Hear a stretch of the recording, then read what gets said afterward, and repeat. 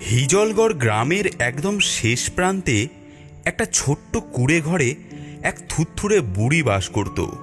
তার চুলগুলো ছিল যেমনি ঝাঁকড়া তেমনি সাদা।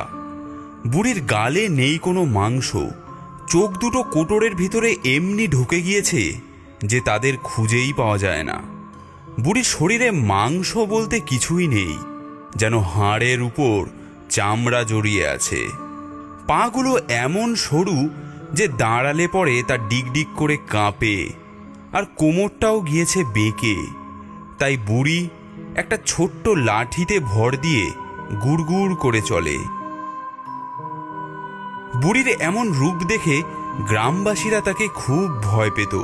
সবাই বলতো যে সে আসলে নাকি একটা ডাইনি, কিন্তু এখানে মানুষের রূপ ধরে আছে সে। তাই কেউই বুড়ির ধারে কাছেও ঘেঁষত না। ওই দেখ, ডাইনি বুড়িটা আসছে, পালা পালা পালা। এই গাছের পেছনে লুকিয়ে পড় তাড়াতাড়ি। বুড়ির গায়ের রং দেখ, ঠিক যেন দাঁড় কাক। এসব বলিস না, শুনতে পেলে ওই বুড়ি জাদু মন্ত্র করে আমাদেরকেই দ্বারকাক বানিয়ে দেবে। আমার দাদু বলেছিল ওর নাকি 100 বছর বয়স। আমার ঠাকমা তো বলেছিল ওর বয়স 600 বছর। আরে খুড়োর কাছে শুনেছি ওটার নাকি মরণ নেই, তাই ও 4 যুগ ধরে বেঁচে আছে। আরে 4 যুগ ধরে কেউ কি বেঁচে থাকতে পারে? আরে ও কি মানুষ থরি, ও একটা ডাইনি। ভূত পেতনি শাকচুন্নি এদের সকলের সর্দার হচ্ছে ওই ডাইনি বুড়ি। মানুষের মতন দেখতে হলে কি হবে, আসলে ও মানুষ নয়। রাম রাম রাম রাম রাম রাম রাম রাম রাম রাম রাম রাম। আমার দাদুর কাছে শুনেছি বুড়ি নাকি এই গ্রামের একদম শেষ প্রান্তে একটা ছোট্ট তালপাতার কুঁড়ে ঘরে থাকে। তার ভেতরেই সে চিরদিন বাস করে। তার আবার নাকি জন্তু জানোয়ার পোষার শখ আছে। তার দোরগোড়ায় একটা ছাগল আর একটা বাঁদর বাঁধা থাকে। তাছাড়া অনেক রকমের সাপও আছে ওর কাছে। তাছাড়া একটা কালো ষাঁড় ওর উঠোনে সব সময় ছাড়া থাকে। আর সবচেয়ে ভয়ঙ্কর হলো কতগুলো মরার মাথা, সেগুলো বুড়ির ঘরের চারিপাশে ছড়ানো আছে। এর জন্যই ওই বুড়ির ঘরের ধারে কাছেও কেউ যায় না। কি জানি ডাইনি বুড়ি যদি কারো মন্দ করে বসে। এ কথা ঠিকই, বুড়ির এমন কাণ্ড কারখানার জন্য বুড়িকে কেউ মানুষ বলেই মনে করতো না। গ্রামবাসীরা তার কুঁড়েঘর থেকে দূরেই থাকত। কিন্তু মল্লিক বাড়ির ছেলে বলাইয়ের মনে এক কৌতূহল জন্মালো। আচ্ছা, বুড়িটা খায় কি? ওর পেট চলে কেমন করে? ওই বুড়ি ভিক্ষে শিক্ষেও করে না যে তাই দিয়ে ও নিজেও খাবে আর ওর জীবজন্তুগুলোকেও খাওয়াবে। তবে ও চালায় কি করে? বুড়িটা নিশ্চয়ই জক। ওর ঘরে অনেক টাকা পোতা আছে। টাকাগুলো চুরি করতে পারলেই ওর দুঃখ ঘুচবে আর ও মুক্তিও পেয়ে যাবে। আমরা থাকতে ওই বুড়ির এত কষ্ট হবে কেন? শোন, আমরা ওর টাকাগুলো সব চুরি করে আনবো, আর তার ফলেই ওই জক হয়ে থাকা বুড়ি মুক্তি পাবে, বুঝলি? বলাইয়ের এমন প্রস্তাবে সবাই ভয়ে কেঁপে উঠল। না না না না না না না, ওরে বাবারে, ওই বুড়িকে মুক্তি দেওয়ার যখন অতই শখ, তাহলে তোরা দুজনেই যা, আমি যাব না। আমিও যাব না। আমার দাদু ওই ডাইনি বুড়ি থেকে দূরে থাকতে বলেছে। দূর? তোরা সবাই ভিতর ডিম, তাহলে আমাকে একাই যেতে হবে, আর ওই বুড়ির সব জকের ধন আমি একাই নিয়ে নেব। সেদিন সন্ধ্যায় বলাই মনে মনে যুক্তি এঁটে সে একা একাই চলল সেই বুড়ির কুঁড়ে ঘরের দিকে।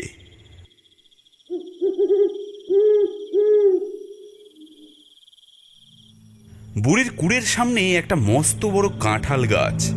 সন্ধ্যার অন্ধকারে চুপি চুপি গিয়ে সে সেই কাঁঠাল গাছটায় উঠে পড়ল।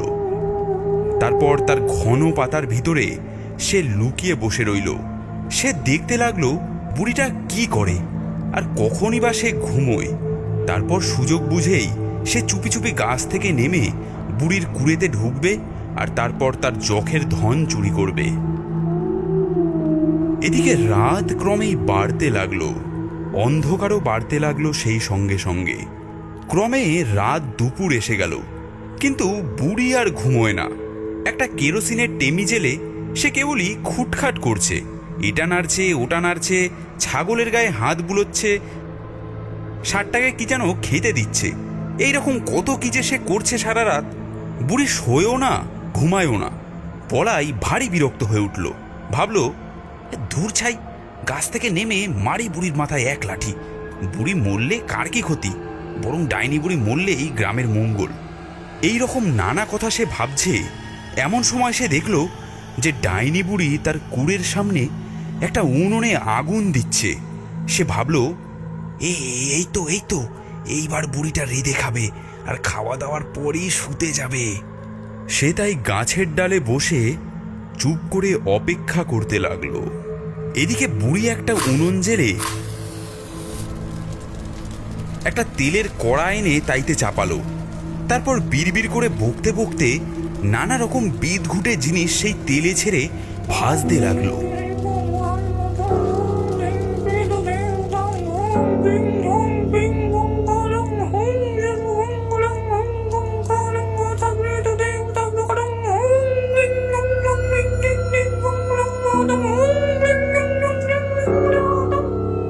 কি আশ্চর্য, এসব বিশ্রী বিদঘুটে জিনিস বুড়ি ভাজছে কেন?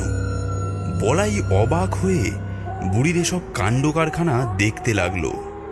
বুড়িটা প্রথমে তেলে ছাড়লো এক মুঠো তেলে পোকা, তারপর কেন্ন, চড়াই পাখি, টিকটিকি, কচ্ছপের মাথা, বাদুড়ের ঠ্যাং, গুবড়ে পোকা, সজারুর কাঁটা, শুয়োরের দাঁত, ভাল্লুকের লোম আর একটা ছোট্ট মরার মাথা। একরা শিকড়, লতা পাতাও সে মন্তর পড়তে পড়তে সেই তেলে ছেড়ে দিল।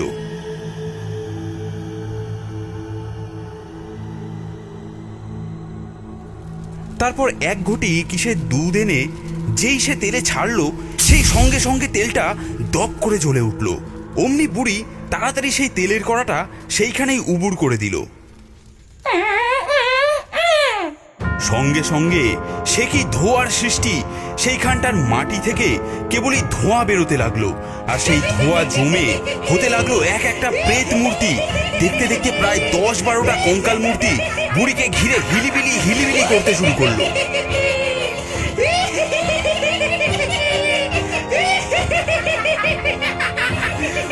এদিকে বলাইয়ের তখন কাঁপুনি ধরে গিয়েছে।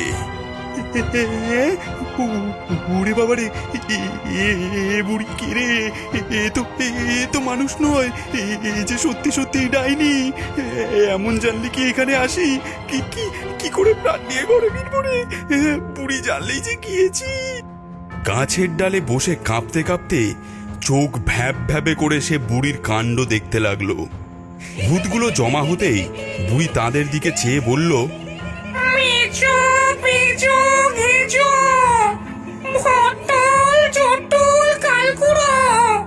শ্মশান ঘাটের খবর কি রে? আজকে এলো কটা? 3 কুড়ি বুড়ি, 3 কুড়ি। সবগুলোর গতি হয়ে গেছে, বাকি কেবল পড়ে আছে 3টে।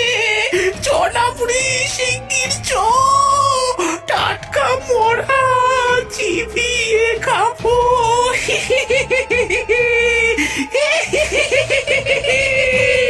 বলেই তারা আবার নাচতে লাগলো।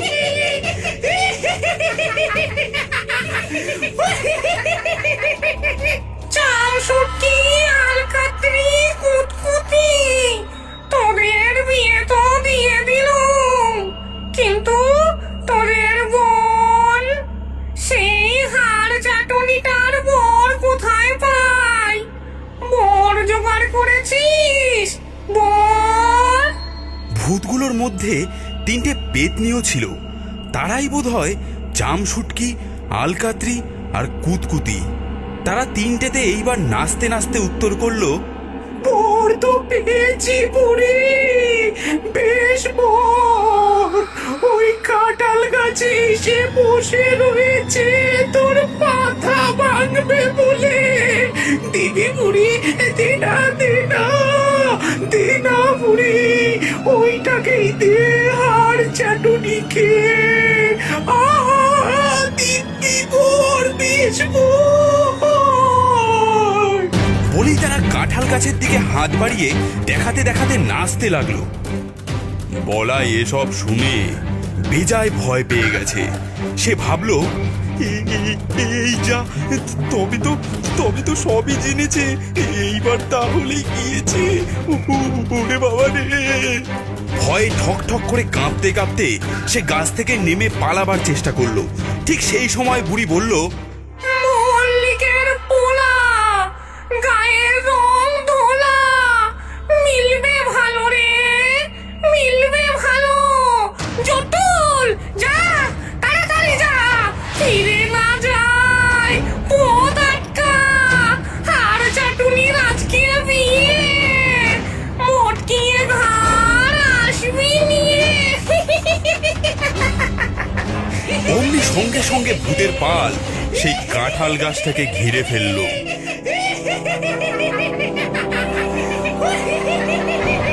তারপরেই মল্লিক বাড়ির ছেলে বলাইয়ের দফা শেষ।